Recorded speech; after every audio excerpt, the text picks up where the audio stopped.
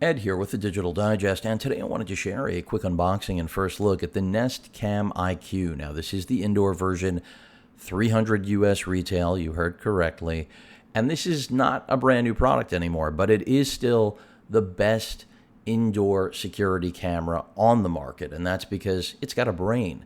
So not only do we have 4K HDR capture capability, but the intelligence and ability to identify what the Nest IQ Cam is actually looking at.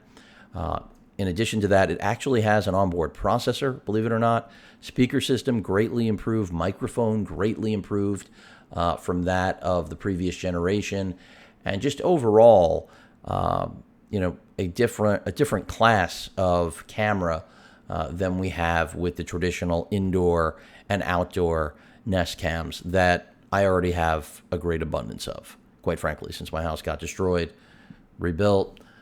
A lot of security cameras went up. I've unboxed them. I've made that really clear. But you can see right here, Super Sight HDR 1080p HD video. Remember, you're going to need a subscription with this. I was under the impression it had 4K. Maybe it does not. And maybe I don't need to. No, I do. So let's go ahead and break that seal.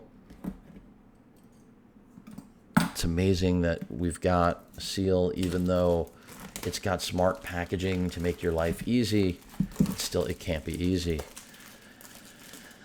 And again, this is all about giving you the best performance. And by that, I mean, you could be saying to me, oh, I could just get, one of the Nest indoor cams and quality isn't going to be that much worse. It's not the quality that we're really concerned with here, is it? It's the overall performance. And by that, I mean that, let's see how this comes off. Yep. Is that, for example, I do have a pet. His name is Roo. He's a 20-pound Siberian cat. Well, a little under 20.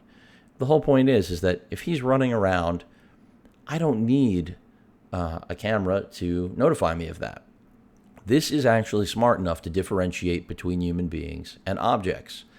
Often with my current Nest system, I will get notifications that tell me there's a person. There's no person. It's an object. It's usually Roo running around or a robot vacuum cleaner, whatever it may be. So this kind of takes that guessing out of the picture.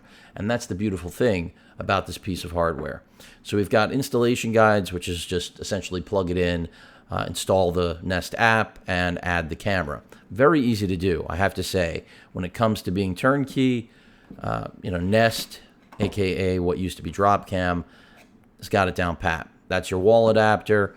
That's your cord right there. So that's what you're going to use to basically place this wherever you want, unless you're actually going to wall mount it. I don't see wall mounting hardware. Does it say it's included in the box? No, it does not. So you are going to be relying on keeping this thing on the stand. If I can get it out of the stand, there we go. And it looks like we do have wall mounting hardware right there in the form of a mounting screw point. But that's pretty much it. Looks a lot like the previous gen, but performance and intelligence because of the onboard processor. And again, the speaker performance, something that in the first gen Nest cams, I got to say, I wish it was better, especially since I have so many of them because no one can hear me on them.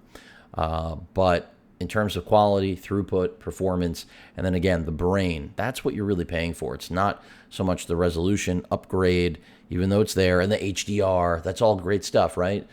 Great for marketing, but the truth of the matter is you're paying for the intelligence of the Nest IQ, which is that it will actually identify subjects instead of you getting notifications that you're really not interested in. They're not of security purposes, but rather of just, like I said, Ruru cakes running around the house.